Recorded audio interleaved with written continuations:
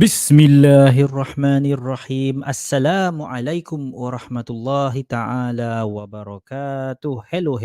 Selamat datang semua ke I think this is the last coffee talk of 2023. Oh, dah habis dah. 2023 kita bakal melabuhkan tirainya dan kita akan akhiri series kita dengan tajuk tentang rejection, which is probably one of the most common vulnerability.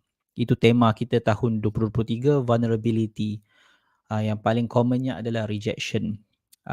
Last week saya mention buku Emotional First Aid, lama blur lah pula, Emotional First Aid oleh Dr. Guy Winch, dan ini adalah sakit emosi yang pertama yang beliau tuliskan dalam buku ini, iaitu rejection. Selain rejection, beliau tulis tentang loneliness, trauma, guilt, rumination ataupun dalam bahasa popularnya overthinking, failure, low self-esteem. So, 7 sakit emosi yang beliau kategorikan sebagai sakit emosi harian yang biasa kita alami, dan rejection adalah yang number one. And last week kita beritahu sedikit lah apa antara logiknya di sebalik rejection being one of the most common benda yang kita rasa anxious about, kita rasa tidak selesa. One of the reason adalah kita memang tak nak keluar daripada kita punya gang. So bila kita kena reject, kita dikeluarkan daripada geng kita. Kita akan disisihkan, dipulaukan. So kita nak elak benda tu, and it's very painful untuk manusia dipulaukan. So that's why rejection is very painful. Okay, itu sedutan last week. Selamat datang Dr. Har, apa khabar? Assalamualaikum. Apa khabar Aiman? Dr. Har minta Baik, maaf. Baru Alhamdulillah. sampai dari KL. Dr. Har dekat je dengan Aiman ni. Dekat Kuala Perlis. Lah ya ke? Sama-sama kita kat Perlis lah ni. Ya. Kena giliran kami nak jaga bonda mertua Dr. Har kan. Jadi so jam yang cenak gila lah daripada KL tu. Dah long weekend kan? Obviously lah. Pukul berapa betul tak? Okey, pukul 5 pagi. Tapi Tahar singgah ke Baling dulu sebab ujungnya lah. Sebab kalau daripada KL tu nak sampai ke Kuala Perlis ni straight, aduh memang dekat tengah jalan tu kan. So you need to break the ni. So Tahar sampai ke Kuala Kangsar tu pun kira dah lambat lah. Selalunya we all kalau tak ada jam-jam tu 5:30 pagi tu, selalunya pukul 10:30 tu dah boleh sampai dekat Baling dah. Kan dah dekat situ lah ni. Pukul 11 tu baru keluar daripada Plus Highway tu. Lepas tu ikutlah Lenggong apa semua. Abang ipar ustaz masuk ward pula dekat Baling tu. So singgah sekejap, dia balik dari umrah.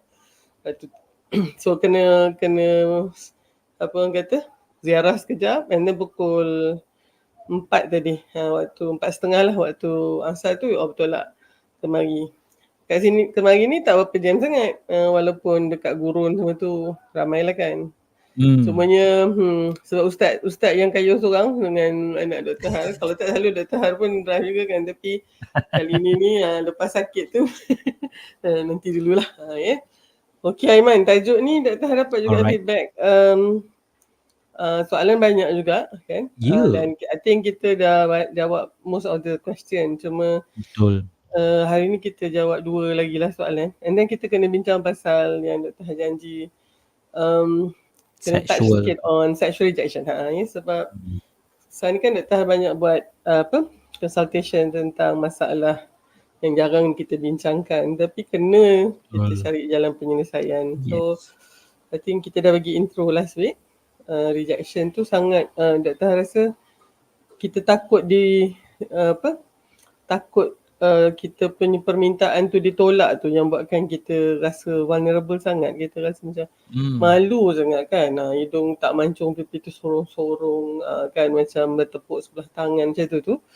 So akhirnya kita decided kalau kita tak mau dilukai tu, sebab dia rejection ni dia kalau kita meminta ada ada kemungkinan besar tak diberi. Kan? Jadi, itu memang aduhai. Dan macam contoh biasa, kita tak bagi salam kat orang sebab kita kita tak boleh nak terima macam mana kalau dia tak jawab soalan salam kita tu.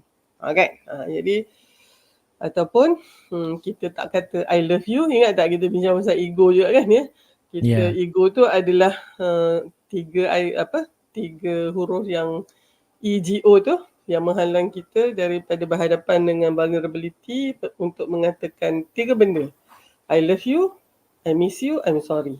Sebabnya kita takut cakap I love you, orang tu I don't love you. Habislah kan. Atau I miss you, I don't miss you.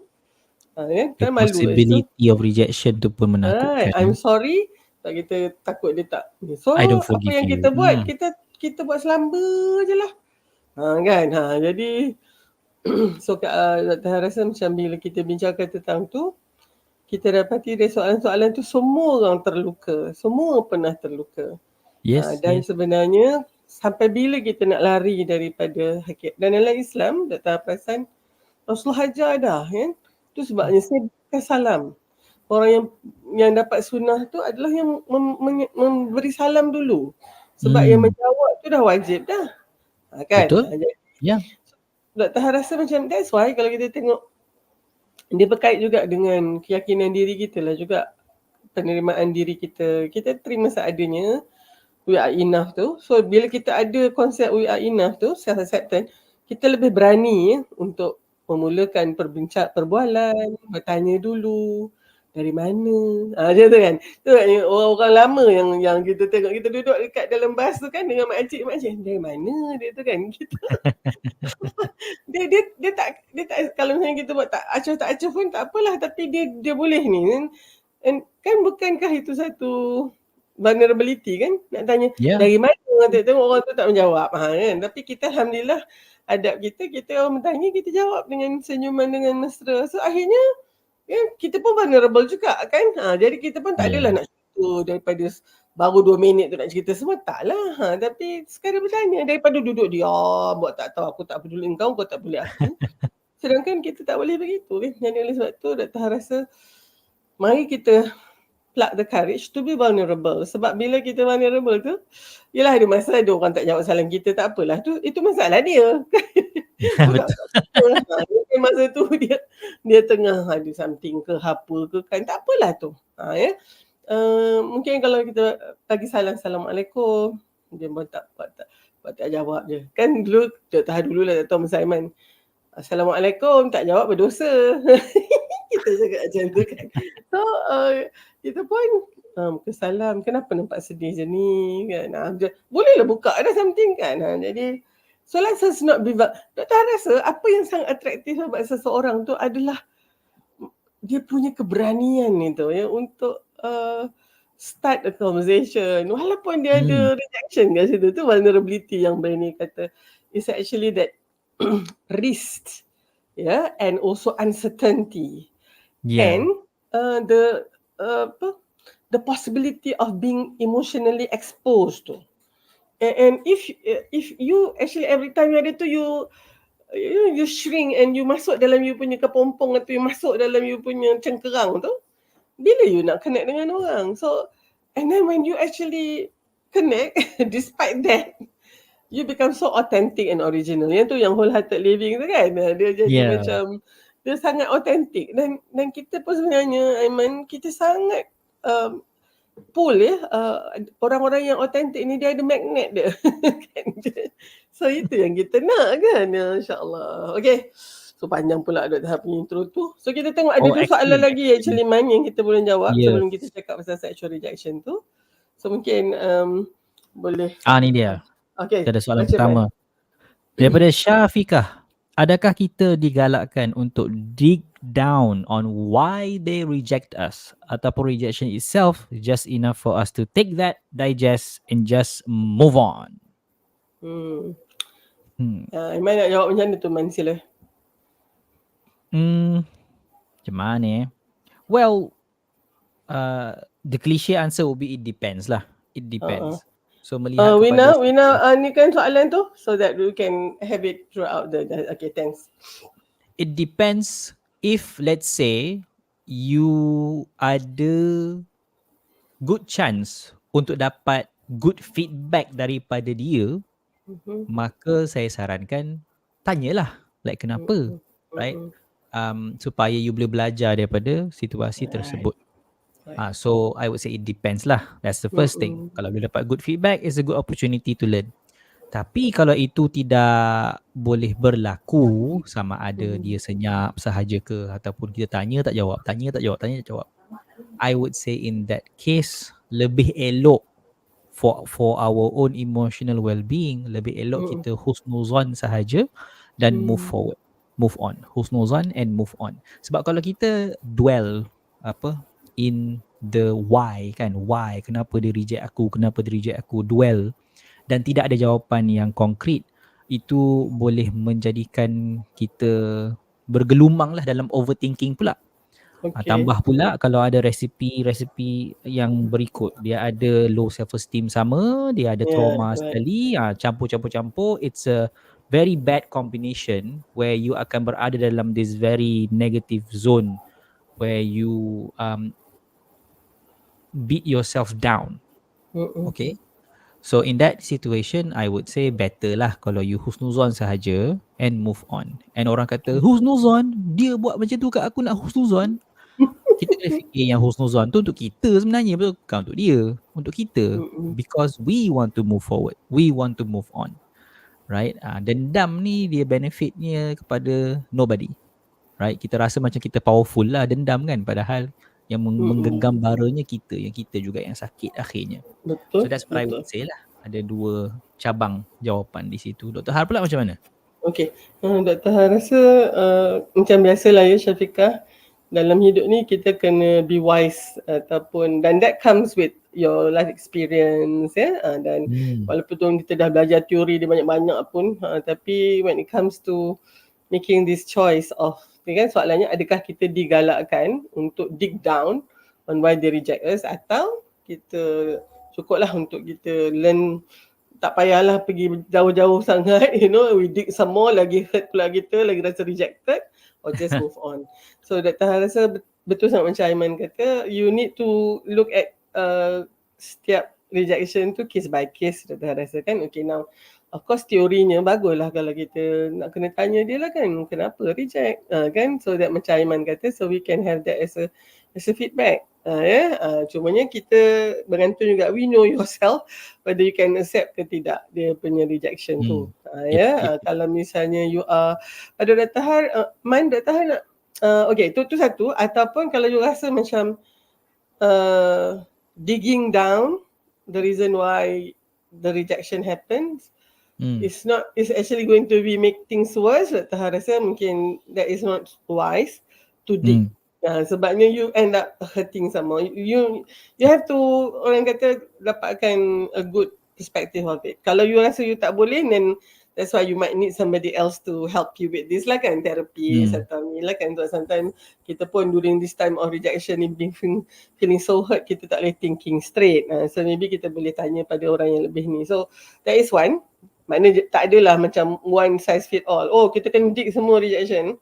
Ataupun kita kena just let go and just swallow saja, pun tak boleh juga. So I think we especially kalau kita tahu rejection tu, contoh lah kan, kita interview memang dok kena turn down aja contohnya kan, and then diorang ni pula bila dia shortlist kita tu, bila kita berjaya je, calon jaya je yang dimaklumkan. So kalau dia kata within 2 weeks you don't get anything, maknanya that is so ni tau, so reject, I don't know, feel so rejected kan. Kenapa You pula do I feel think that. Yep. So those are things yang you, Hazrat Syafiqah, you really need to get the points why they turn you down, because you need to actually beef up your CV ke, kalau CV tu lean sangat ke, something like that kan, ataupun to me like that. Tapi kalau misalnya rejection ni is contohnya lah kan, as anak agaknya kita rasa sometimes ada benda kita rasa kita rejected by our parents. Betul ke tu?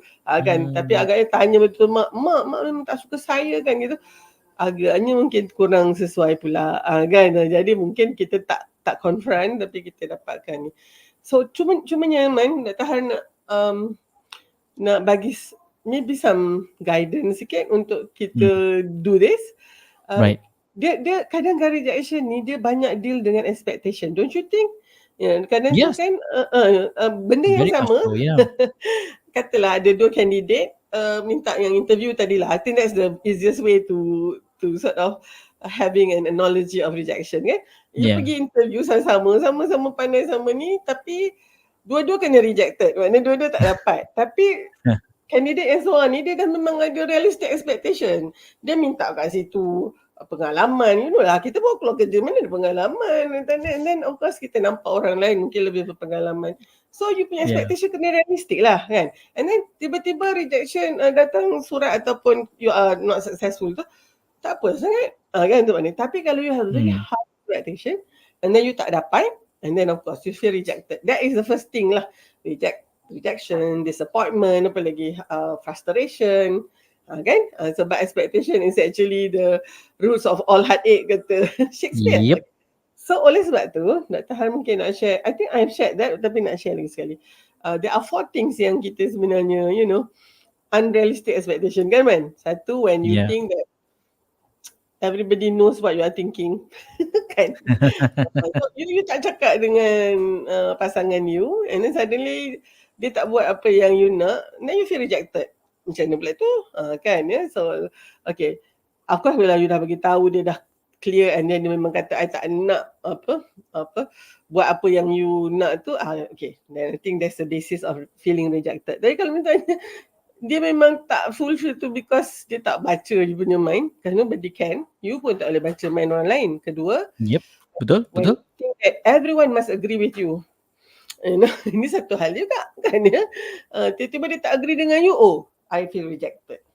Kan? Tapi come on lah, be realistic lah, mana boleh semua orang agree with you. Thirdly, when you feel that other people will make you happy, dan hanya tidaklah kan, kita sendiri yang kena cari bahagia dan tu. Okey, dan akhir sekali ya, bila kita itulah selalunya bila ada 4 tu ingatnya 3 macam itulah kan ya. Nanti tapi I think that is actually, to me, if you want to make sure that there will be less rejection in your life, you have to set your expectation to on a realistic basis. Otherwise you memang rasa rejected je all the time.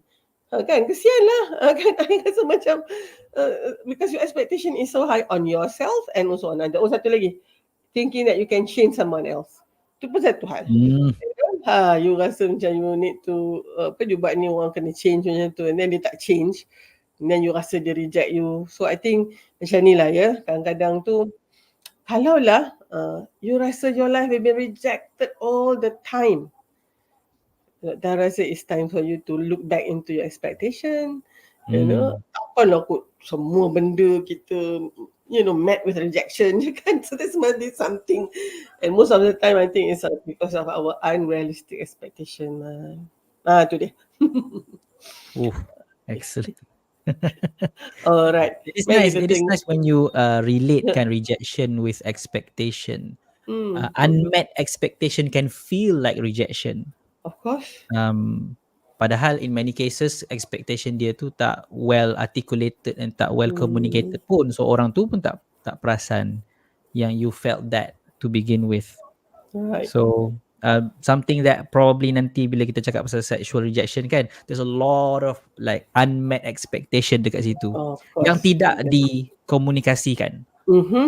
So pasangan pun tak perasan yang lah you rasa rejected ke lah, I didn't mean that, but because the expectation is not being well articulated properly, dia main just faham-faham je lah. Bahaya betul, faham-faham je lah, and then frustration ensue lah. Yes. Gitu. Okay, let's go to the second another question. One from last week. Syafiqah, ada satu lagi. Hopefully Syafiqah datang malam ni. Okay, Hasanah Abdul Hamid bertanya, bagaimana kalau tak dapat nak handle rejection sampai rasa boleh buat dendam? Let me try to answer that dulu. Silakan doktor. Dia kan sebenarnya tu tadilah ya, when you feel rejected, kita jadi sangat vulnerable, and peribahasa Melayu lah yang Dr. cakap tadi kan, ibarat hidung tak mancung, pipi tersorong-sorong, bertepuk tangan sebelah tak akan berbunyi. Apa lagi? Ibarat menanti bulan jatuh ke riba. Memang tak lah kan. Lepas tu pungguk rindukan bulan. Apa lagi? Those sort of thing dia memang buatkan you rasa terhina sangat tau. Ibarat apa? Pergi cari timba, sedarlah diri sikit awak tu. Macam tu kan. So dia bukan saja feeling rejected but humiliated. Especially Yeah. kalau dekat depan-depan macam tu ya. Apa lagi? Yang Dr. selalu suka ni bila Dr. cari apa lagi peribahasa yang sama dengan ibarat pergi mencari timba adalah ibarat enau memanjat sigai. Enau ni dia palma ya, buah palma yang dekat dalam hutan dan selalunya dia buah enau ni kadang kalau dekat kat raya tu ada dia jual macam buah-buah yang kadang macam isi buah nipah kalau yang biasa nampak juga. Dr. Hadis yang besar tu Dr. panggil kolang kaling. Dia sedap lah, dia macam manis sikit gitu. Lalu kita buat macam manisan kan. Jadi buah enau ni dia pokok dia tinggi lah juga dan kena ada tangga, tapi kebanyakan orang asli contohnya dia tak pakai tangga kita tu, so dia ambil buluh yang besar gitu dan dia takik-takikkan dekat ruas tu untuk jadi macam tangga. So kadang-kadang rumah orang asli ada tangga macam tu, dia panggil sigai, dia tak panggil tangga, dia panggil sigai. So selalunya sigai itulah nanti yang akan memanjat enau, tapi terbalik pula, ibarat enau memanjat sigai. So these are dalam budaya kita sangat memalukan tau. So of course bila you feel so hurt, you want that person to feel hurt as well. Jadi akhirnya dia jadi dendam. Dan kita pula agaknya kalau Dr. Ha tengok, Dr. Ha selalu tengok ada kalau telah cerita kan, mungkin cerita di bahagian timur ni, Dr. Ha macam cerita daripada China ke, cerita dari Korea ke, cerita daripada Jepun ke kan, ataupun mungkin juga cerita dari Indonesia ke Malaysia juga, dia banyak berasaskan dendam. Dia macam because betul juga you kill my son, I must kill your son. Itu mafia punya style juga kan. So this is betul. so dendam tu dia jadi macam as if lah dendam makes the world go round, like and that become a theme of any any movie. Seolah-olah kalau tak ada dendam ni tak ada cerita lah. Kan kalau semua orang baik je kan. So kadang kita kata kenapa lah cerita mesti berdendam aja kan. Buatlah baik. Tu baik sangat macam malaikat pula kan. Dalam realitinya tak macam tu. So okay, fine. I think kalau misalnya kita nak bertemakan dendam, but let us make a story that give people seolah-olah macam mana you nak deal dengan vulnerability you tu, jangan sampai you dendam. And one of the thing that saya rasa dia bergantung juga dengan cara kita berkomunikasi. And in this part of the world where our communication is mainly passive, so you tengok ngagak-ngagak macam tadi, itulah you macam you punya expectation tu. Kalau agaknya di tempat yang lebih assertive, you can actually gauge your expectation with that person punya readiness to fulfill what your expectation tu by telling ataupun bercakap terus, jadi senang dia kan. Tapi kat sini ni kita tak. Ini kita ingat bila dah kahwin tu dia mesti sayang kita, dan cara mesti sayang tu tunjuk dengan bahasa cinta kita. Tiba-tiba kawan kita ada, pasang kita ada bahasa cinta lain, so dia express lain. Kita pun mulalah rasa kan dan keras menonggeng. when you hurt me, I will hurt you more gitu. So dendam tu sebenarnya will actually make things worse. Saya nampak ramai sangat pasangan yang akhirnya mula makin menjauh, berpisah kan. Kemudian di tengah-tengah tu ada kelompongan, ada gap, masuklah macam-macam. Lepas tu akhirnya bercerai kerana puas hati saya. Itu dendam kan, Man? Saya rasa. Okay. Dendam What's your take 101. on this? Silakan. For me, I think it's interesting. I don't know. It's interesting coming from a lady, soalan ni. Because I think I mentioned it before. Kesedihan boleh ataupun depression, to be more specific, in men dia lebih mudah untuk dikeluarkan dalam bentuk anger, marah, and even dendam, right? So crimes of passion, kita panggil crimes of passion macam ni, The green-eyed Berlaku banyak dalam monster. kalangan berlaku banyak juga dalam kalangan orang lelaki. Yeah. However, it doesn't mean that women are not capable of it, obviously lah. But kalau Mm-mm. in terms of aggression, kalau kita tengok just based on gender punya average behavior, men will be more aggressive than women. Sure. So having said that, regardless of gender, dua-dua lah, lelaki dan wanita boleh ada this kind of reaction kepada rejection. And I think your point is very very pertinent, and saya nak highlight balik. It's because the hurt you feel tu, it's so hurtful, you rasa macam orang tu kena rasa juga. This Mm-mm. person hurt me, so he or she has to feel the hurt that he has caused. Dia macam in a way perverted justice dalam minda dia, dia rasa macam itulah justice. Macam an eye for an eye, macam you sakit I sakit you balik. So that's justice. But that's not justice, that's dendam, which is a fine line between justice and dendam. And the line is you don't take it into your own hands. That's the Right. line. Sure, You don't take sure. it into your own hands. Itu beza antara justice dan dendam. Hmm. Justice tu like the apa determinant kepada sama ada orang tu guilty ataupun tidak adalah Allah, the law, hakim, bukan kita. Kalau kita yang tentukan, oh you salah, therefore ni hukuman you, that's more to dendam lah. And coming back to the question yang Hasanah bagi tu, right? I think you have to think a bit beyond your pain tu, a bit beyond lah, a bit beyond your pain, and think about what's going to happen kalau you stretchkan benda ni, let's say another year, for example, another year. A year from now, will this matter? A year from now. It's an exercise yang cikgu saya pernah ajar lah. Basically stretch Yeah. the timeline. Sebab sekarang ni benda tu sakit sangat sekarang ni. Yeah, Sakit yeah, sangat. yeah. Macam this is the biggest thing in my life right now. Yang rasa macam nak kena lanyak je dia sekarang. But if you stretch it like 1 year from now, will it still matter? Right? That person may already forget what happened. Dia mungkin just akan move on, kahwin dengan orang lain Yeah. and so forth kan. And you sini masih lagi sakit. What for? Right? What for? What's the point of it? Instead, you can actually, if you stretch 1 year from now and thinking that 1 year from now, I'm going to have a new relationship, I'm going to be better than who I am a year before, and I'm going to grow from this experience, right? So you look at a year from now, you nak still bawa dendam tu ke situ, ataupun a year from now, you bawa lesson, you bawa growth, you bawa more of a sense of purpose and achievement daripada kesakitan yang sama. So because dendam is very short-sighted, dia nampak benda Oh, tu yes. Yes. law ni juga, right here, right now, right? I want instant gratification. And if you stretch it a bit further, I just kata 1 year je, 1 year to the future pun you boleh nampak actually it's not worth it pun, Yeah, right? yeah. It's not worth it pun. Especially kalau kita ada dependence, lagilah kita nampak. Let's say I'm a father kan, ada orang buat salah, saya dendam dekat dia, fikir balik, a year from now, what are your kids gonna be? Right? Okay. Kalau bapak dia let's say masuk penjara ke apa kan pasal dendam tu. Kalau bapak dia like tiba-tiba kena apa denda ataupun kena hukum, the 1 year from now what's gonna happen to your kids? So you stretch the timeline so that you Yeah, see okay. That's very sebenarnya wise. benda yang nampak besar sangat ni is just a momentary occasion.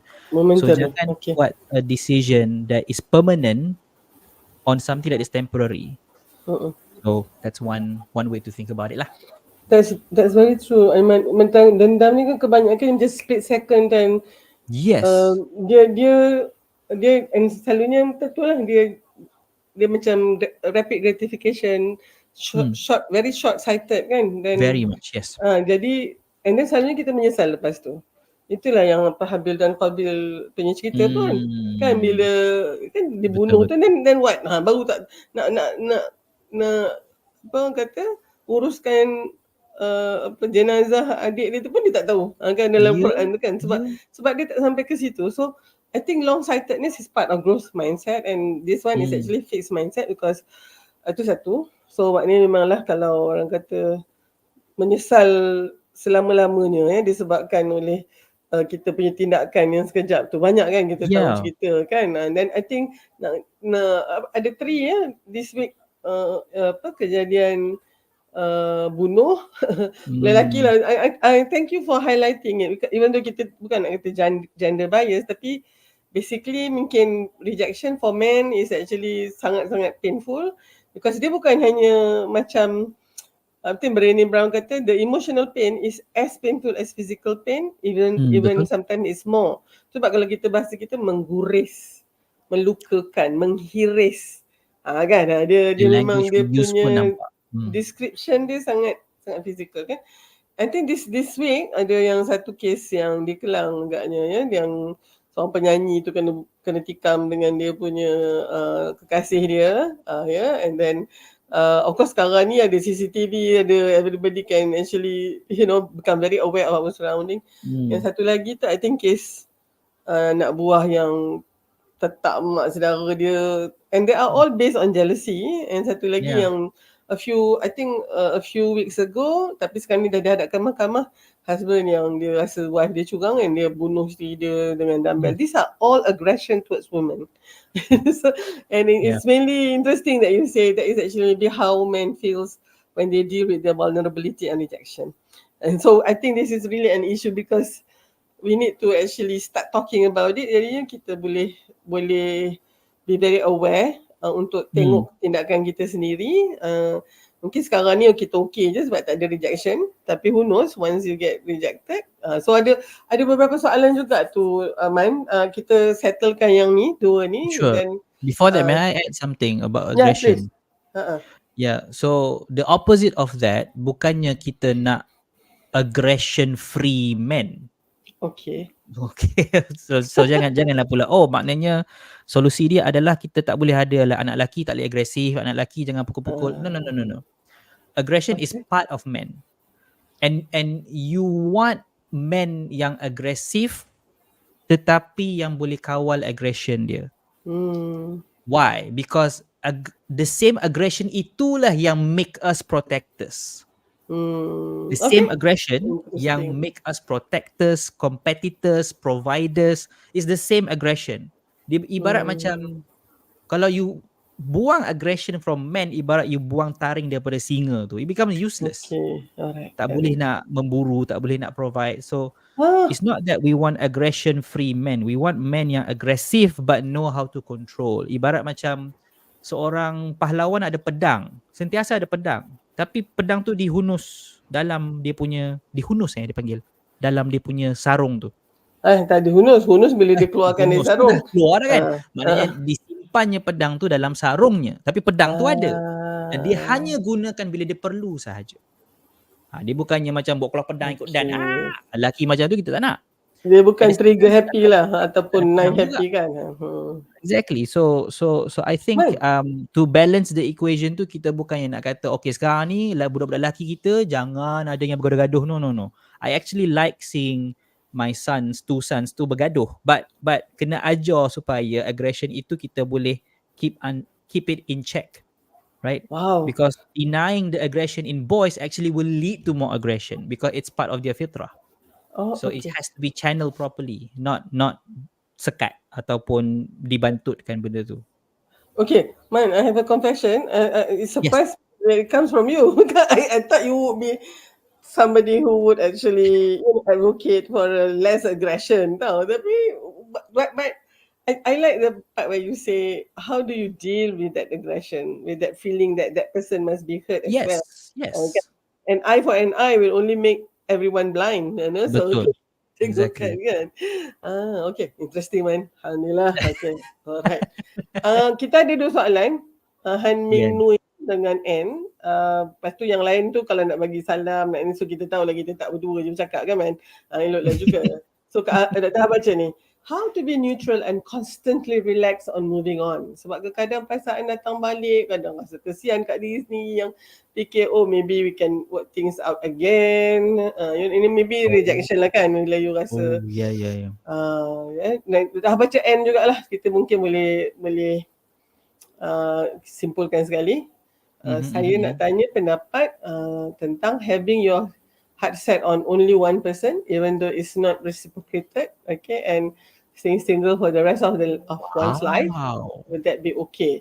Well, I think powerful lah man. Dia Woo. tajuk macam ni kan semua keluar. And I'm glad that you Yeah. actually say it out, even though we do not know who is actually asking, but you are actually asking on behalf of everyone. Kan macam ni Betul, kita betul. Akan ada agaknya. ramai lagi yang ada soalan yang sama, definitely.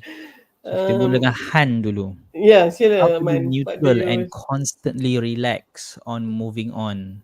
Hmm.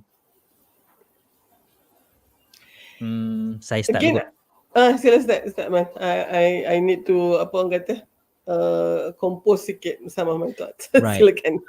Coming back to the tema of expectation, Alright, right? I think kita kena perbetulkan sedikit expectation on what emotions are in terms of normal emotion. sure. So bila kita bagi expectation yang kita boleh actually constantly be relaxed, keyword, and how to be neutral. Personally, I don't think you can be neutral. Neutral ni apa? Neutral ni adalah yang macam tengah-tengah ataupun tak rasa apa. That Enam. could be a bad thing actually. That could be a bad thing actually. Kalau you tak Sure. rasa apa-apa, right? So you have to feel. So don't sekat diri kita daripada feeling. You have to feel Hmm. things Hmm. that shows you that you have priorities, you have certain inclinations, preferences, which is what a normal human being is like. All right, so you have feelings, number one. So neutrality in this case probably not a good idea because you manusia biasa, especially kalau Hmm. you suka dekat dia, you berharap nak berkahwin dengan dia and kena rejected, obviously that will trigger feelings inside of you. So number one, it's normal to feel. Okay, jangan kita aim for neutral. Aim for neutral. We aim for healing, tapi healing tak bermaksud neutral, right? Healing means you dah proses dah apa yang berlaku and you get from the same experience lessons and growth. Itu yang kita maksudkan. We have a term for it, is post traumatic growth. Trauma Hmm. post trauma, growth post trauma. So itu yang Okay. kita nak aim for. Kita aim for that. So there's nothing neutral about that. So the process of nak melihat semula apa yang berlaku, nak proses balik perasaan kita, it's a painful process, can be time consuming and it's not pleasant. Tetapi di hujungnya adalah the reward dia adalah kita dapat grow and kita dapat lesson. Okay, and then be constantly relaxed. Again, dia punya ayat tu menunjukkan yang mindset dia adalah nak something yang approximating like a flat graph, which is not possible for human beings. Like emotion dia naik turun naik turun naik turun. So Hmm. we do aim for a relaxed composure, tapi tak ada benda pun yang constantly relax, tak ada, right? Kita akan bergerak-gerak, naik turun naik turun naik turun naik turun. So we aim for the net result dia, kita relax, the net result. Tapi dalam proses nak relax tu akan ada naik turunnya lah. So relaxation you can get it from, exercising, your breathing. You can do it from positive self-talk. You can do it from meditation. You can do it from zikir. You can do it from ayat baca Quran, ambil wudu. So all those things will lead to relaxation. Tetapi proses dia adalah you have to experience dulu the turmoil tu, right? To Hmm. get to calmness, you have to go through anxiety. You have to go through perasaan yang tak settle tu. Then you can get to the end result that is being calm and relaxed lah. And the net yang kita nak, the net gain dia adalah relaxed. So the idea here for Han yang bertanya adalah don't expect things to be like flat tau. That's a problem in psychology. Bila you flat, emotion flat, kita panggil flat affect, tak rasa apa-apa, flat. Tu orang yang flat tu. That's a problem. We can classify that as abnormality dalam psikologi sebenarnya. Normal Hmm. people, normal human beings akan rasa naik turun, naik turun, naik turun, naik turun. And that's normal. So you are normal, just need to learn how to manage feeling tu supaya you can be functional in your daily life. That's it. Tu je lah. Okay, I nampak Han dengan N punya ni sama. Ya, actually that's your vulnerability sebenarnya. So you tend to, yelah kan, because memang dah rasa orang tu tak akan go dengan kita. Yeah. So tapi you rasa macam you tak nak buka pekung tu. So you remain to be, macam selalu kita kata, you wear the mask and you wear the armor. Kan mask tu supaya Yep. you tak nampak lah you punya tu and and you conceal and you try to negate, or you can actually try to deny that emotion kan. And denial is actually, kita ada sebutkan juga denial is actually part of defense mechanism. It will Yeah, lesser the stressor. betul. So I selalunya agaknya bila you neutral ni and you relax, so I'm okay, no worry lah, I'm okay, I can move on. Tapi sebenarnya the second part of the input tu tunjukkan you tak okay sebenarnya, you tak move on sebenarnya. Sebabnya you datang balik perasaan tu, lepas tu kesian kat Yeah. diri you, then ada self pity, and then you pula start lah kata maybe we can work things out again. So sampai bila tak macam tu, jadinya macam, and that is just like macam trying to budak orang sekarang healing, but you are not going to be healed with this. This wound is going to remain raw, and kalau misalnya kalau doktor ni lah, it become abscess because ada foreign body kat situ. You tak betul-betul, the wound is not clean. So dia asyik ada je, tak bagi antibiotic and all that. Sorry lah, that's an analogy from a doctor. So how are you going That's to a nice analogy actually. heal? Okay. So Dr. Har rasa memang sama juga dengan N. Dr. Har just ni kan sikit kan. Dr. Har pun rasa N bila you dah suka kat seorang, lepas tu you dah rasa, and you make some brave move tapi tak berbalas, and then okay lah, you macam serik, cukup lah kan, and then you remain single all your life, and yang sedih tu the other person tu dia tak perasan pun yang you actually being so affected sampai you're staying single tu because cinta tak berbalas tu. Dia dah kahwin beranak, cucu cicit dah, kita duduk lah. Kan. So I think that is maybe for you cerita yang kisah pahit yang orang reject tu you je yang tahu, orang lain tak tahu. And then you put on the mask again and armor, saying that that's not affecting you, but of course you're affected. Dan daripada you boleh heal betul-betul and get another person, you ended up ni macam Han pun mungkin boleh end up sampai single throughout life juga, sebab you keep on having ada perasaan tu dan juga harapan-harapan ni. So I think this is actually, to me, thanks for the question. I lagi nampak lah macam mana you need to deal with rejection in the best manner, so that you can actually learn from the experience. Tadi kan, kalau you boleh dapat feedback kenapa yang the person tak apa suka you ke, even though it's painful, but it's a bitter pill to swallow, but it might be able to sort of cure you from whatever condition yang you sebelum ni tak tahu ada, and then you become a better person, and Allah akan hantarkan yang lain pula. Sebab Dr. Han nampak Han dan N, if you're thinking this way, you will never change. You will never change for the better. Maknanya macam and Dr. Han ada mungkin, I have a friend yang sampai sekarang don't ingat the person yang dia jumpa when she was 25, and that person dia rasa sangat baik tapi tak ada jodoh, tapi even sampai sekarang duk maybe reminiscent, dia punya ni is like, kalau agaknya I kahwin dengan dia kan, so much so that I think dia idolize sangat that person, sedangkan that person sebenarnya taklah macam tu sangat kan, tapi dia jadi so everything dia akan lihat kepada ni jadi benchmark dia. I think she managed to get married for a while, tapi to me mungkin within a year dia divorce, sebab dia duk rasa this husband dia yang ada tu tak reach again expectation tadi kan. So please Dr. doakan Han dan Anne, I think macam ni lah kan, kalau misalnya I know you want to be relaxed tu, tapi dia bukan relax macam Aiman katalah, I would say let's put it macam ni, you boleh accept that this is actually takdir dan kadarnya, dan kemudian jangan prevent yourself from getting a second or third chance just because of this thing. So please, I know you feel so vulnerable. I'm so glad you're with us today and you managed to put that on, put in the comment, so that Tahar rasa please sisters, please, atau sister atau brother ke, accept that this is actually jodoh pertemuan tu di tangan Allah. Allah knows best, especially when kita dah serahkan pada Allah. Itulah kadang-kadang kita ni macam saya serahkanlah pada Allah, saya dah istikharah apa semua, tapi kita sebenarnya nak. So bila Allah tak bagi, kita pun duk lah, tapi kalau istikharah atau kita serah kepada Allah, serahkan betul-betul. Arwah pada Dr. Hasan nak share ni. Masa doktor nak exam kan, tu lah budak perubatan ni asyik-asyik exam je lah kan. Lepas tu bapak kata okey kata tawakal ke Allah. Okey. Tapi dia ajar macam tawakal ni dia bukannya itulah macam ikat dulu tali unta tu baru tawakal. Bukannya Betul. rasa okey. So ikat tali unta tu usaha kita, usaha tapi masa kita tahu ya Allah hamba bertawakal padamu lah ya Allah. Tapi dia kena tanpa syarat bapak datang kata.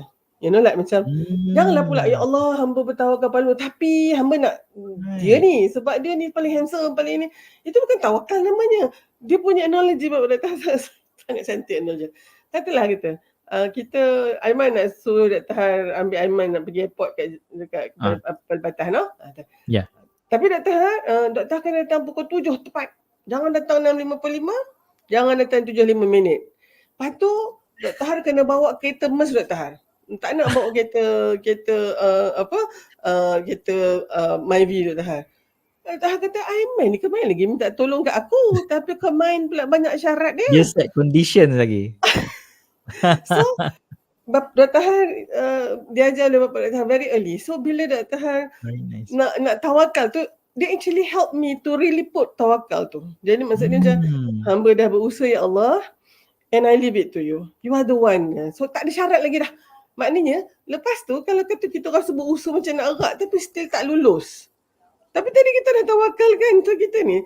Tapi kalau kita banyak pula syarat tu, dia jadi macam kurang lah kan. Bila tak dapat tu expectation lagi kan. So Han dan Ann Dr. doakan ya, whatever phase of your life, move on. Really move on. Relax tu kan date, bukannya kalau date lah kan ya, insyaAllah date lah dah. My age semua date atau nak lah kan. Okay. Now kalau relax yang you masukkan tu, can I suggest it should be acceptance. And before that please macam Aiman kata, accept that you are a human being, you are hurt, you are Dr. Har kalau tengah-tengah macam ni kan, make I feel vulnerable. Dr. Har lagu apa nama dia? Terry tu. Carrie? Ada Christine Mariah Carey? Bukan Mariah Carey tu dah tak ada dah. Ni dia tajuk dia Human. I'm only human. Dia kata I get dia kata I bleed when I fall down. I'm only human. And then biasalah lagu ni dia kena and then dia punya chorus tu memang I'm only human. I bleed and I fall down. So Dr. Har selalu dia assist in the healing. And please Dr. Har kata macam tu sebab the healing, if you are talking about healing lah, you all ni kan selalu cakap about healing. Let me tell you, when your body is wounded, maknanya kulit kita ni terpotong macam tu our body will immediately come in for dia punya, kita panggil primary healing. Maknanya primary healing ni kita memang luka yang katalah bersih, dia sangat senang tu kan. Tu sebab kita punya kadang parut kita garis saja, tapi katalah tersagak dekat jalan tu, the whole patch of skin is missing, that requires secondary healing. Yang tu lama sikit. Yang itu kan. So I do not know you ni dapat kat yang mana, tapi the basic of wound healing, it has to be clean. So kalau misalnya wound tu ni, so kena bersihkan. Masa tu lah yang pedih tu. And it hurts, cleaning the wound hurts. Yes, and then kita kena letak the antiseptic punya lotion tu. And then kalau misalnya it's exposed, you need to balut. And then you kena tengok 2-3 hari lepas tu. Kalau masih merah, lepas tu you demam, you have to be on antibiotic. Macam tu kan, kalau tak perlu. So healing is not just okay I pergi healing macam ada lagu tu, healing sampai pagi apa semua. You don't just heal like that. You have to make sure you ada ubat-ubat ni. Dan itulah dia, kalau hati kita yang terluka, ubat ni zikir, ingat, tawakal tadi tu kan ya. Okay. Christina Perry, I'm only human. Yes, and dengar tu 2-3 kali. Malam ni dengar buat loop and then you sleep with it kan. Lepas baca-baca kita punya 3 kul apa semua tu, and to me lagu I'm Only Human ni is addressing your vulnerability. You accept that you're vulnerable. Jangan nyanyi lagu-lagu yang so painful and you feel so humiliated and just want to die. Tu kan. Contoh lagu why is it feel so heavy itu kan, yang Linkin Park sampai dia bunuh diri itu, because dia punya lyrics is all about kesiannya I ni kan, I seems to nothing actually ease my pain semua tu. Janganlah yang tu kan. Yang tu The it's victim just framework pula dah. yes, betul. Hmm. Okay Man, alright, Alhamdulillah Han dengan ni and kata Alhamdulillah. okay, so we can talk about sexual rejection, boleh? Yes, let's do that. Do you have the time? Nanti tentera tu dah masuk dah, bukan lagi 4 minit lagi tu. Tentera 2 orang tu berada di rumah tok dia malam ini, cuti sekolah kan, macam tu lah. So Baik. insyaAllah we have time insyaAllah. Okay, Dr. Han rasa Dr. Han pun tak nak drag sangat because this might be something yang sama ada kita ready atau tak ready nak bincang tentang ni Man. Tapi Yeah. Dr. Han rasa kena juga dibincangkan kan. I feel really vulnerable and exposed talking about this. Cumanya Dr. Han rasa this is actually a consequence of our kita punya lazimnya memang tak cerita bab-bab ni kan. Dan akhirnya bila dah benanah dah apa tu barulah keluar kan ya. So Dr. Han rasa kita pun tak mau. Okay, macam Dr. Han cakap kan, everything must be in balance. Ya, mungkin dari sudut moderation, not to the extremes. So sama ada extreme when you talk about sexual communication, I'm actually talking about sexual communication between husband and wife gitu kan. You tak boleh lah terlalu discreet sampai tak boleh cakap langsung. Kalau tak boleh cakap dengan orang lain tu dah lah. Sama-sama sendiri pun tak boleh nak cakap because you feel so vulnerable kan. And then we have this mindset and framework where men would be sexually, dia punya prowess is always advancing and women must always be accepting no matter what kan.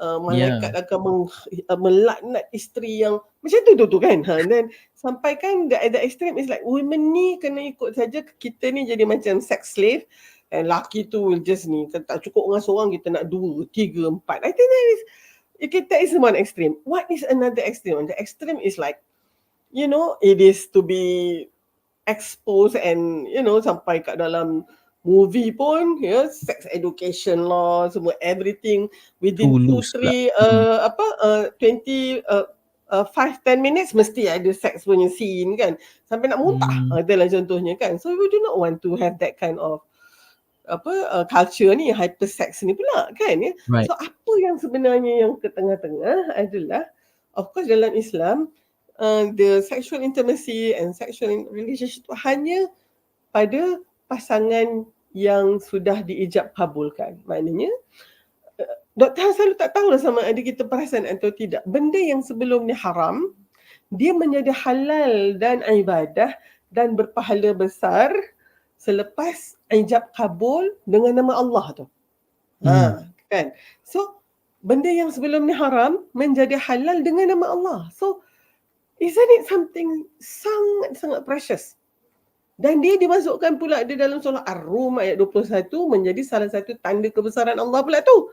Wa min ayatihi an khalaqalakum min anfusikum azwajan litaskunu ilaiha wa ja'ala bainakum mawaddatan wa rahmah. Inna fi dzalika ayatil liqaumin yatafakkarun. Kan? Jadi tapi untuk orang yang berfikir sajalah. Kalau tak, kita tak fikir, kita punya nafsu je, kita itulah isteri jadi hamba seks kepada suami pula dia langsung tak ada pertimbangan sebab dia hanya melihat wanita tu sebagai objek seks, begitu kan. Jadi yang itu tu di mana hubungan seks itu diangkat menjadi satu yang mulia, menjadi satu yang tanda kebesaran Allah. Namun dalam masa yang sama hubungan ini sangat-sangat dicemburui oleh syaitan. Dan syaitan memang yang ini ni yang paling dia nak pastikan. Dr. Har yang ni mungkin Dr. Har pernah terbaca, tapi Dr. Har kena semak lagi lah kan kat mana Dr. Har tentang iblis ni kan. Kalau misalnya dia memecahkan memutuskan persahabatan antara dua sahabat, dia punya ranking tu tak berapa tinggi. Dia punya rate dia tu adalah kejap. Tengok tak? Rasa macam pernah dengar ni. Tapi bila tu lah Dr. tengah cari tu hadis tu just hadis ke ataupun ulama apa ni, siapa-siapa yang dengar ni kan, kalau mungkin boleh bantu Dr. Bila syaitan yang satu lagi ni dia kata dia telah memisahkan antara suami dan isteri, actually tu yang lebih ni, sebabnya itu rumah tangga kan, kalau rumah tangga ni bahagia dan utuh kan, Dr. selalu cakap tentang keluarga utuh ya, tentu anak-anaknya juga akan legasi yang ditinggalkan itu, maka keturunan itu menjadi baik kan. Tambah pula dengan doa Rabbi auzi'ni an ashkura ni'mataka allati an'amta alayya wa ala walidayya wa an a'mala salihan tardah, doa untuk umur 40 itu. Tapi ini sangat-sangat syaitan benci ni. Jadi kalau misalnya terputuslah ya hubungan antara suami isteri for whatever reason, dan Dr. rasa yang paling senjata yang paling ampuh adalah hubungan kelamin. Jadi Dr. rasa kita kena faham bahawa di dalam Islam, dalam konteks rumah tangga itu, sexual communication itu sangat penting kerana dia satu, melambangkan kualiti perhubungan dan komunikasi antara pasangan tu. Kalau kata hubungan kelamin di waktu malam tu adalah net effect, dia punya rumusan kesan, cara kita berkomunikasi sepanjang hari tu. Sama ada verbal, non-verbal, sama ada melalui visual, sama ada melalui auditory kan ya. Those are all or written. Semua tu akhirnya dia boleh dilihat dalam konteks kualiti hubungan kelamin tu. Okay? So oleh sebab tu, kalaulah misalnya hubungan kelamin kita tu, dia tak mestinya kena buat hari-hari begitu, tidak. Tetapi hubungan itu, sebabnya kita memang kena faham juga naik turunnya. Yang ini satu hal juga. Kita tak bolehlah macam a good sexual partner, couple who practice good sexual communication is that having sex every day. Bukan. Dia actually dia bergantung lah kadang kan dengan umur kita, dengan isterinya mengandung, lepas tu isterinya, these are all will have no impact sebab you dah boleh, ni tadilah kita selalu ada kata tentang power struggle. During the power struggle tu, so you know kan, it's give and take. Okay. So ada masa dan the sexual communication, just like any other communication, both of you must take equal responsibility. Ini Dr. ada satu slide tu, dia kata in order for us to actually apply an effective communication, both people yang communicating tu must give their equal responsibility and focus. Maknanya kalau communication kena ada sender and receiver kan? Betul. So dalam sexual communication kita pun adalah sender and receiver. Tapi just like any other communication, yang send ni taklah send aja, yang ni pula receive aja. Kan dia kan Dr. pergi balik dekat communication asas. Dia ada 7 element kan man? Satu mesti ada sender, kemudian ada receiver. Tapi this will change tau. Sekejap nanti bila receiver ni dia pula nak ni, dia akan jadi okay. Kena ada message, and mesti ada a very important process in our brain and in the other person brain, the ability to decode and encode. Coding ni kan. That's why sekarang ni Aiman faham. Cuma Dr. cakap Jawa sekarang, Aiman tak faham sebab you don't have that code. You cannot decipher that code because tiba-tiba Aiman cakap, dia katalah bahasa Arab pula, Dr. tak faham kan. So kita tak boleh communicate. Mungkin kita kena communicate dengan muka ke, dengan all the maknanya kalau misalnya mengangguk tu yes, giling tu, those are universal punya ni kan, but our communication will be restricted to that. So apa lagi, tu tadi dah 4, dia kena ada channel tu, maknanya the mode of communication tu kan, maknanya cara macam mana. Lepas tu message dah, cukuplah tadi 7 lebih kurang. So katalah we put this into sexual communication. So who is the sender, who is the receiver? Both of you, So dia macam okay lah. And kalau sender and receiver in communication kan, kita tak kata okay sekarang ni Dr. Har bercakap, Dr. Har punya kedudukan tinggi sangat, Aiman yang tengah dengar ni kedudukan rendah. Tak. We are same level. In fact Dr. Har tengah trying to put leadership and followership tu in the same level field. So kita tak sentiasa melihat leadership tu tinggi and follower tu rendah. Sebab itulah yang menyebabkan masalah sekarang, semua orang nak jadi leader, tapi orang Ya. siapa nak jadi follower. Okay. Mhm. I think that is also applicable in our sexual communication. In sexual communication, it's not just husband saja ke or wife saja ke. Kan? So dia maknanya kalaulah misalnya itu adalah nafkah batin, dia bukan nafkah batin untuk isteri saja, dia nafkah batin untuk suami juga. Kan?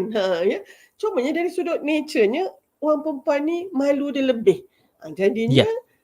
suami ni tadi dengan dia punya skill dia kenalah mendapatkan kepercayaan dulu. Now, interesting sangat Diman bila you cakap about aggression. Thank you lah, kadang-kadang tu kan Dr. Han rasa kadang-kadang you just need to think of something, the rest tu Allah lah yang akan ilhamkan kan, so that we can communicate. Now, Dr. Han notice, and this is something yang mungkin, sorry ya kalau Dr. Han rasa this is ada sama rasa, oi, apa dia orang ni dah jadi cakap macam ni ke? So tak apalah, nanti you let me know. Now, dalam hubungan kelamin suami isteri, okay, Allah dah letak nature-nya bahawa memang ni Dr. Han sebagai doktor, Dr. Han cakap ni dari sudut sebagai pendidik, ya, dan Ya. ada dari sudut perubatannya, biologinya, fisiologinya, ya, hubungan itu adalah antara lelaki dan wanita. Dan lelaki itu Allah sediakan dengan XY tadi tu, ya, maka organ genitalia dia, ya, luaran itu berbentuk sebegitu, dan wanita pula dengan double X tu tadi dia jadi begitu. Ya. So kita kena cerita ni supaya you all nampak this is actually the scientific apa orang kata biology tu yang kita tak boleh nak nafikan pun, kan, ya, Allah dah jadikan begitu. So berlakunya hubungan kelamin ni mestilah apabila, ya, organ seksual lelaki itu, ya, dapat penetrasi ke dalam vagina wanita. Dan kalau kita tengok kan, Allah dah memang siapkan benda tu macam itu. So kita tak bincang pula yang you know, same sex attraction ke, same sex punya ni pula ke, tak, orientation tu Dr. Har letak tepi dulu. Tapi yang ini ni, ya kan. So maka dalam Islam ianya menjadi ibadah tadi tu apabila yang organ seksual lelaki tu masuk ke dalam vagina wanita. Now, that will never happen until we both, lelaki dan perempuan, melalui kita punya sexual cycle. Kan? Ya. Jadi sexual cycle ni bagi wanita dia menyebabkan, ya, tak nampak perbezaan langsung bagi wanita sebab kita bukannya ada, ya, alat seperti orang lelaki. Orang lelaki dia punya sexual cycle akan menyebabkan perubahan kepada anatomi dia. Okay, dan untuk it is successful, dia kena ada certain level lah. Ya, dari sudut dia punya sexual climax, menyebabkan banyak perubahan-perubahan dalam badan tu. As a doctor kan memang Dr. Har tak really lah, Dr. Har tak perasan bagaimana ilmu perubatan yang Dr. Har ada ni tentang manusia ni membantulah, khususnya dalam konteks ni. Ya, sebabnya as a doctor I know what's happening gitu kan. Jadinya untuk orang lelaki, ya, dia memang dalam konteks ini alat kehormatan dia memang kena sampai kepada satu tahap, ya, ketegangan yang tertentu barulah boleh berlakunya proses itu. Okay, now di sinilah aggression tu, man. Imagine these are men yang tak pernah pun, ya, tumbuk orang, pukul orang, being aggressive to somebody, you know. And then suddenly pada malam pertama tu, nak bersama dengan isteri dia tu, dia kena melakukan sesuatu yang agresif sebenarnya. Okay, and dia pun tak sure. Tu satu hal, dia tak sure boleh tak masuk tempatnya, kat mana tempatnya. I'm sorry, I just have to tell him because kita memang tak pernah, kan, ya. Walau bagaimana pula teori kita belajar, finally the practical tu. And then isteri ni pula, okay, I tak tahulah kadang-kadang tu, I think it's just pure, orang kata denial ataupun ketakutan kita lah, atau puritan lah, ya, minta maaf, langsung tak nak tahu pasal benda-benda bawah ni pun susah juga kan. And then of course wanita punya sexual cycle dia kena, ni selalu Pak Utih Dr. Har punya cikgu dari sudut hubungan ni semua, dia kata orang perempuan ni dia punya, that's why kena banyak foreplay tu sebab dia punya Swiss untuk on kan dia punya sexual cycle tu, banyak switch dia. Dia macam kalau dekat dashboard pilot tu, banyak yang dia kena tak. Orang lelaki, dia satu je. Tak sentiasa ingat slide dia tu. You know, so that's why agaknya kalau Tuhan nak boleh cakap, because aggression can always become a sexual assault and sexual violence. That's why Yes. ni selalunya lelaki yang buat. Kan, walaupun mungkin boleh wanita, tapi naturally dia macam tu. So now coming back, dalam keadaan begitu, kalaulah wanita ni tak ada ilmu ya, bahawa there is changes that is going to happen to this man, and this man pun tak pernah experience this. So can you imagine how vulnerable the two of them? I mean, kita punya juga lah dulu man kan, how vulnerable we are kan. Satu, yang suami tak tahu banyak mana dia punya strength yang dia kena ni, kan, dengan all those cerita, you kena make sure ada darah lah pula di ibarat. Bila I tanya sendiri kan, ada expect like is macam, you know, adanya hymen ataupun selaput darah tu macam kompang punya surface tu, and you have to pierce it. Kepala otak you tak maaf sebut tu kan. Kena sebut tau dalam coffee talk. I'm sorry doctor, I used to believe that. I used to believe that. Ini Oh my because god. kita tak ada pengalaman, kita main dengar-dengar cerita sahaja. I used to believe that. I think So masa I apologize. Dr. Har punya yang when you and Mira datang tu kan, I did mention that. I said You macam did? kalau macam tu, come on lah logically, where do you think our periods comes out from? Kalau misalnya kita punya vagina kita kena tutup macam tu, that can happen Terkapung kat in situ, perforated hymen kita panggil. Yang tu ada, but very rare occasion. So this lady kan, dia selalu sakit tiap-tiap bulan tapi period tak keluar. Dan bila dia tanya pada Tuhan, dah penuh dah vagina dia tu dengan blood. It's mainly because dia punya surface tu dah tertutup gitu. But that is very uncommon ya. Jadi kebanyakannya, especially kalau kita keluar head tiap-tiap bulan tu. So come on lah man kan. So itulah dia. Oh lagi punya expectation pun ni, kita pula tak expect bahawa dia punya alat kehormatan tu boleh mengeras sampai macam kayu tu. Faham tak maksud dia? Kita tahulah dia akan, tapi it is so hard. And then you kata, what this thing is going to come into me now? You have to have a knowledge that, of course sakit tu mestilah sakit because you tak pernah ni. Tapi that's it. Itulah dia kan. Macam lah nak cabut gigi tu kan contoh. You have to ada rasa sakit. Bodoh lah you kalau misalnya tak ada sakit. But if you have a knowledge like me, you have the enough knowledge like what I had, I know that the introitus ataupun pembukaan vagina tu can accommodate. Dan kalau dia luka pun, luka dia sikit saja, providing you synchronize. Maknanya janganlah ada seorang yang paksa yang seorang lagi ni. Jadi jenisme lah pula kan. So what you have to do dalam keadaan you vulnerable tu, and this is where man has to gain the trust. Dalam hadis ada tu. You know, man has to really gain the trust of the wife. You know what? I myself tak tahu ni. So we're exploring together. But you know, I will try my best not to hurt you. Okay, so at least kita ni takut-takut berani lah juga. Okay, now. Satu lagi, we are doing this tak tahu ke mana halanya. And of course, the man doesn't even know ke mana nak masuk ni. And that is when the wife has to help.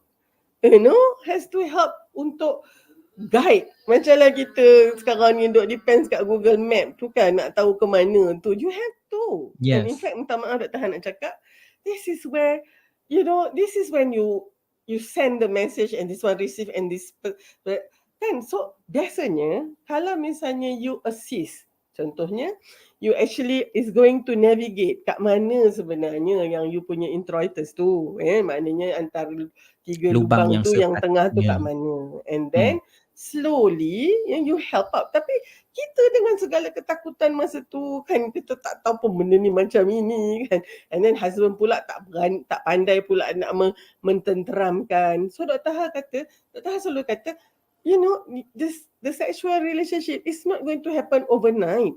Dia kena ada face by face. Getting to know yourself dulu kan. So tu sebabnya taklah mesti malam tu juga kan. So and then okay, why are we talking about this? Because any small thing that is going to happen during this process is going to be interpreted as sexual rejection.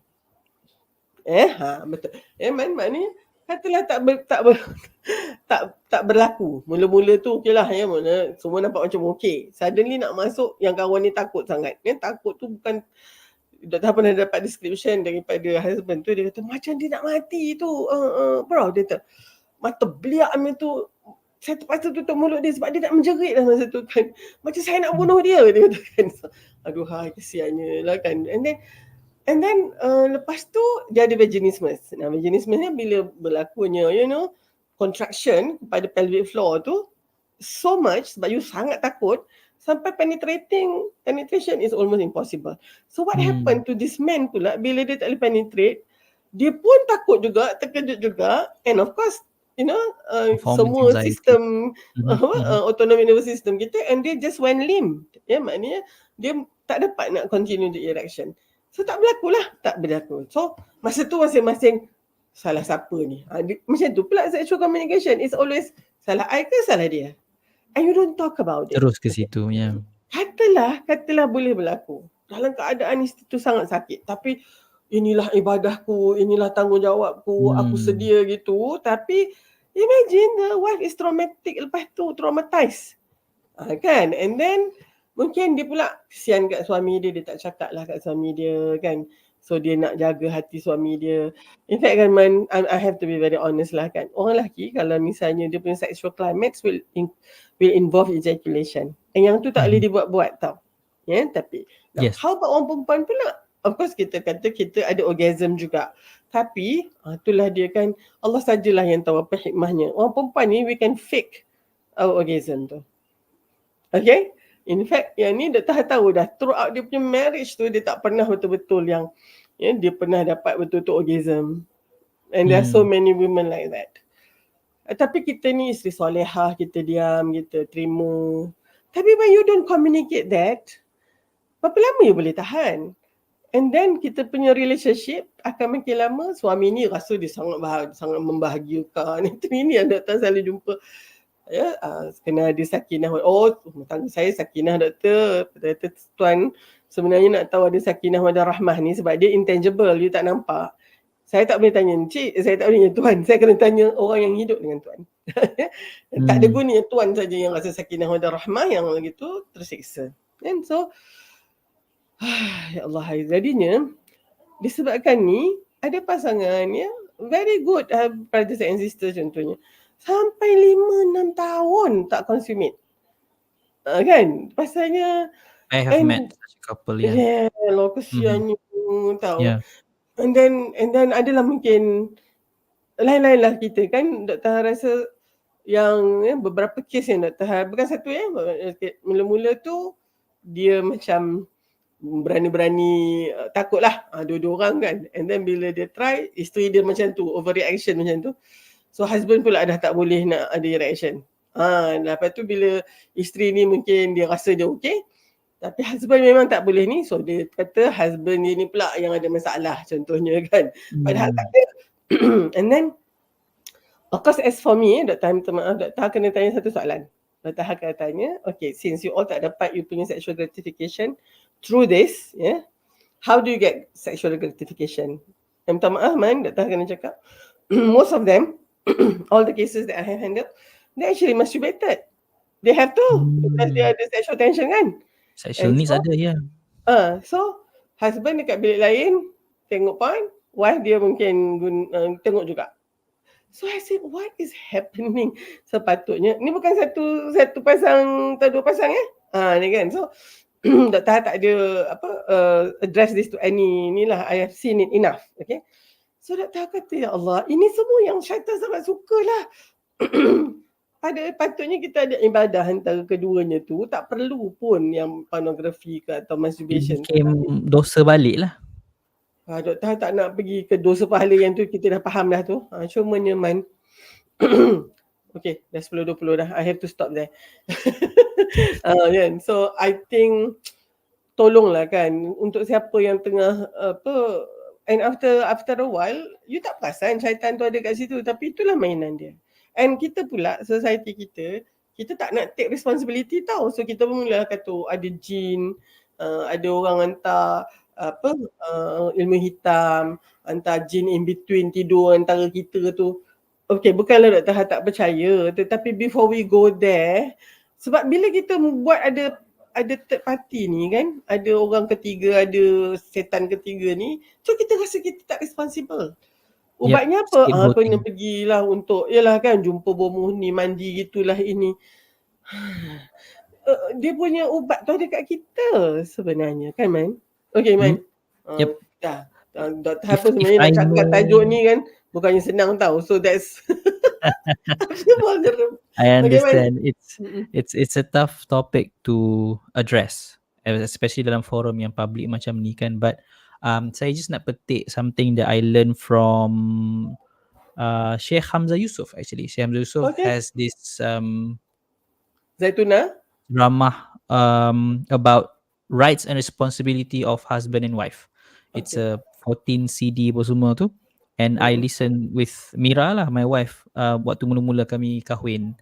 And round CD tu rasa 2-3 kali kot round CD tu, Okay. because we always listen dalam kereta. Waktu tu saya kerap bagi ceramah sana sini, Mira ikut.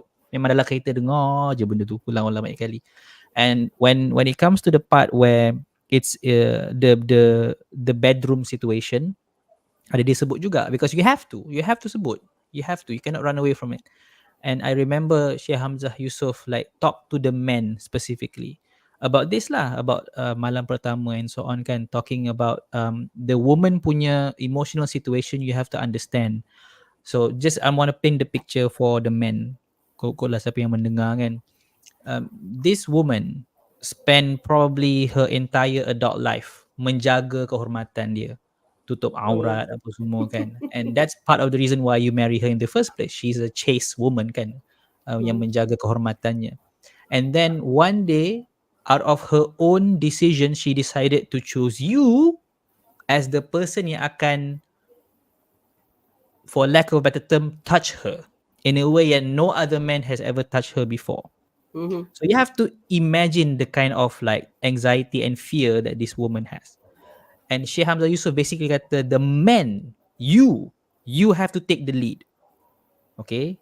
In terms of making sure yang environment dalam bilik tidur, environment in terms of like the emotional preparation before the act, making sure yang wanita itu selesa. This is before I know about vaginismus, by the way. And then when you talk about vaginismus, the biological mechanism yang wanita ada when they are afraid, like the opening basically tutup, They freeze. if the freeze kan, it makes more sense why, you know, men kena belajar untuk nak be more gentle. Your aggressive side tu has to be in control, so that you can be gentle with women when it counts the most, when they are the most vulnerable, they are the most exposed, literally and metaphorically. They're the most exposed. Nak make sure they are relaxed enough for you to have that experience secara bersama, dan in a way yang ia menjadi satu nikmat bagi dua-dua. Bukannya nikmat bagi seorang, tapi bagi seorang lagi tu dia musibah bagi dia pula tiba-tiba kan. And speaking for some men, I'm not speaking for all men lah kan, part of our manliness is the ability to sexually satisfy a woman. So it actually hurts us tau bila like wife tak you know, tak experience the nikmat. Yeah. It hurts. Maybe kita orang tak mengaku, maybe kita orang like because of ego macho ke control macho apa semua kan, but really honestly emotionally we feel that it's a failure on our part. It's a failure on our manliness. Rasa not just rejection satu hal, but you feel the sense of Failure. a huge sense of failure. I mean, this is like a next level kind of failure when you cannot quote unquote perform in the bedroom. That's the term we use, kan? Perform in the bedroom. And this is something that men have to realize, so that they understand, for you to perform, you have to also be able to take care. And to make it full circle, saya include tau, as a man, saya include this in the ayat Ar-Rijalu Qawwamuna 'alan Nisa. This part of my qawwam terhadap, you know, my wife, or in this case my wife lah, It's part of my qawwam to be able to have that intimacy in the bedroom dengan situasi di mana both of us can experience that nikmat as an act of ibadah. Bukannya seorang tengah nikmat, seorang tengah berjihad.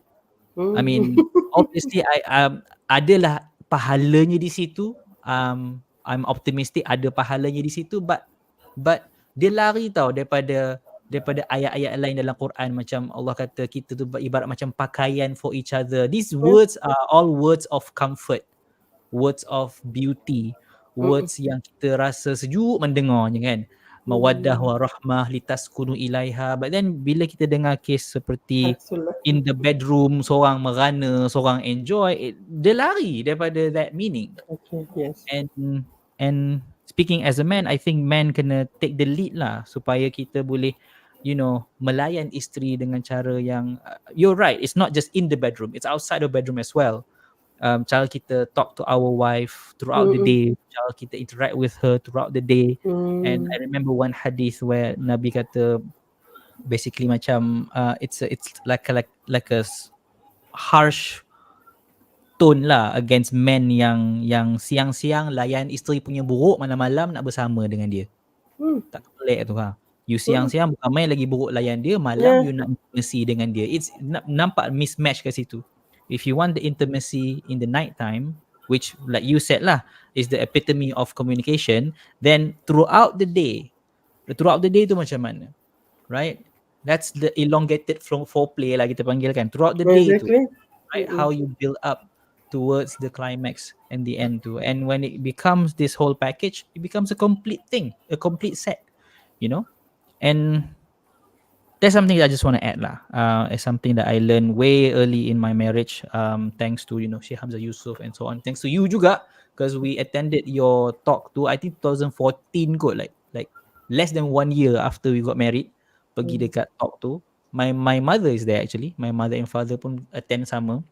It was Baitul Muslim 3.0 or something like that, right? Yeah, I think so. One Kat of ni the Australia. panel kan, Kat one of masa the ni. panelists, and I remember your talk vividly lah. You kata macam the communication in the bedroom is a reflection of communication outside the bedroom, and that hits me macam, oh, that's how you measure. Okay.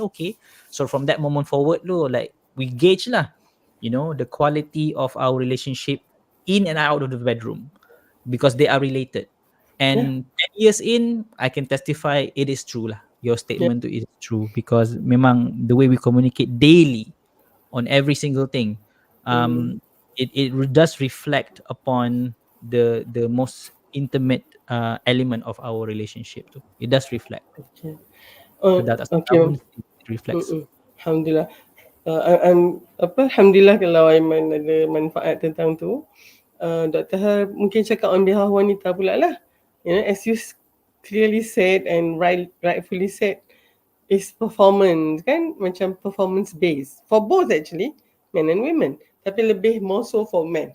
Sebab dia punya performance itu memang nampak macam tadi Dr. Har kata, orang perempuan ni we can actually macam, of course kalau boleh tak nak lah fake kan, tapi Yeah. agaknya sometimes you need to be macam, and then I'm becoming more convinced that kenapa orang perempuan ni dia selalu cheerleading kan.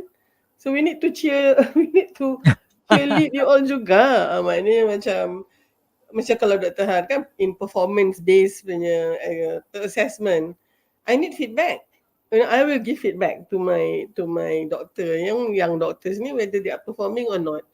So I need to, and then my comment and feedback cannot be you're good or you're bad macam tu saja. I need to be very detailed which part ni. So itulah dia kalau communication kita di luar kamar itu sudah terjalin dengan penuh kepercayaan and all that, and the whole day is actually part of your foreplay, and forget about hindplay because After, yeah. yang ni lah, because some of us kita masa hindplay tu, yang selepas tu sebenarnya when we say thank you, that's communication. We appreciate that. Come on ladies kan, kita punya husband ni might just die due to heart attack, in the whole process. Dia might just rupture a vessel in the brain, because it's really performance based. And then of course the least you can say is thank you, and not just you, the other person pun. Now, selalu kita ada banyak sangat nuances and maybe narratives in our society that is partly highlighting the role of men punya sexual prowess contohnya kan. They are the one who must make the first advance and you tak boleh say no to them. These things yang Dr. Han rasa partly is not helping. In fact, it might just causing one person merasa menderita tu throughout dia punya life kan. Tapi kalau is look more upon, tadilah Dr. Han lebih suka cakap tentang nafkah. Dia nafkah tau, nafkah batin bukan hanya untuk si isteri kan ya. Cumanya dalam Islam ni kalau nafkah batin tu tak diberi oleh suami, isteri boleh mengadu kan. Tapi kalau kita pula nafkah kita pula tak diisi, ke mana kita nak mengadu macam tu. Kan bukan senang macam Dr. Han dalam bidang tempat untuk yang dah sakit, yang dah tak normal, especially in my age ni kan, in my area, husband dah ada erectile dysfunction lah, ada premature ejaculation, macam-macam lah. So isteri macam mana kan, apa, especially pula kalau misalnya yang ni dah dengar sini kata, kalau misalnya kita yang tak perform doktor, dia cepat je cari kan ya. Tapi kalau dia pula tak perform, kita macam mana pula? Dah keluar macam tu kan. Doktor pula kalau misalnya ni konsep-konsep yang kita kena. Dan ada juga yang kan hadis yang kata kalau isteri tu suami tidur dalam keadaan marah sebab isteri tak melayan kehendak seksual dia, maka malaikat akan akan melaknat di sepanjang malam. Man Dr. Han ni kan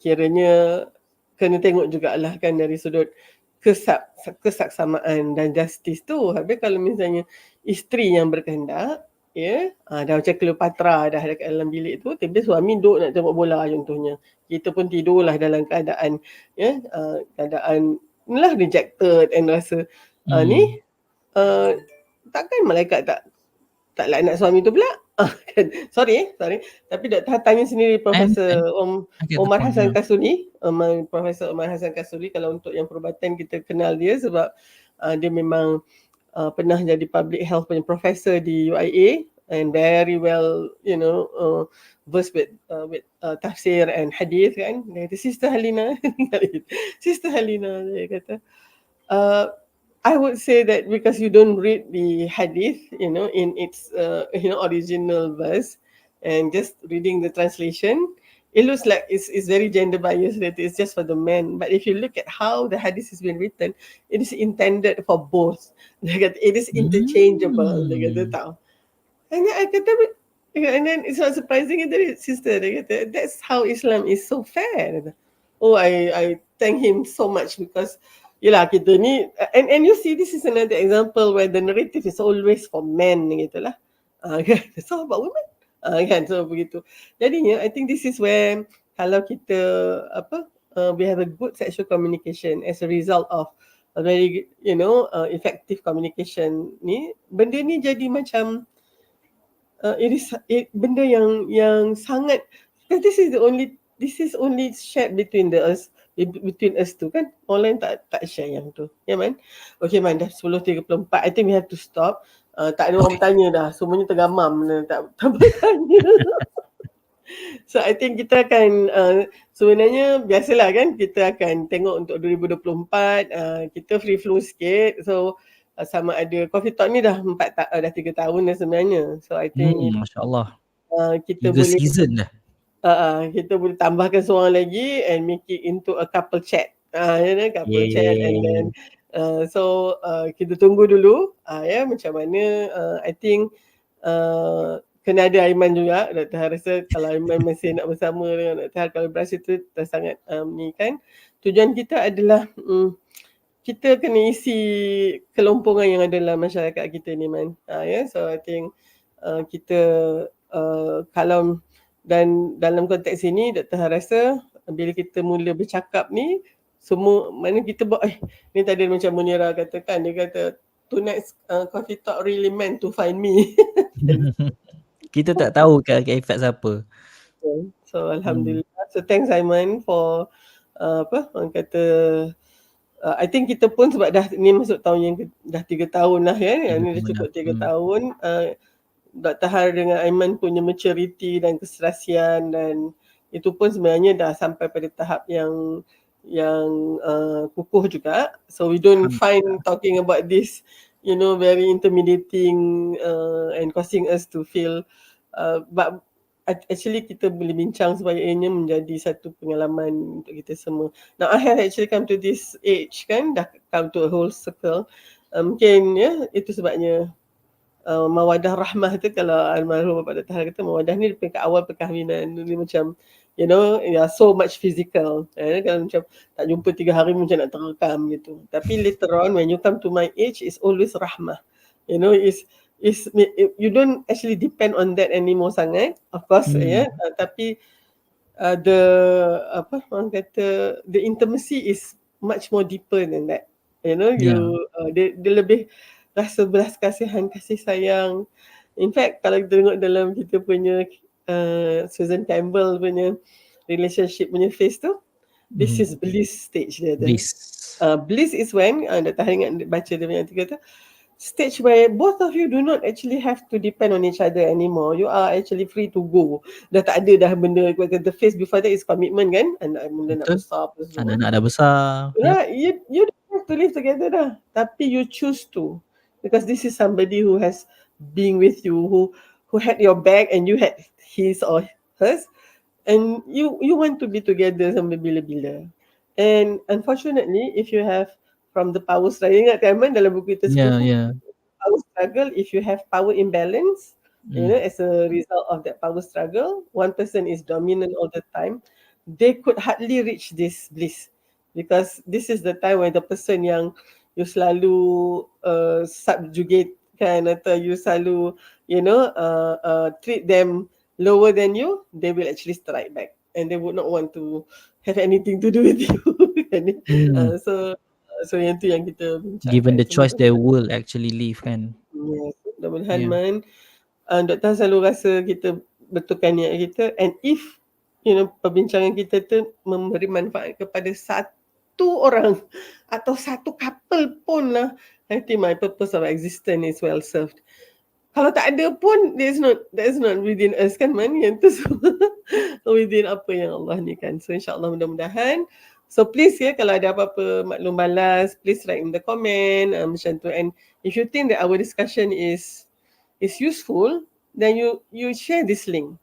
I'm sure every one of you might know one or two person or couples who might need this advice, and this discussion lah kan.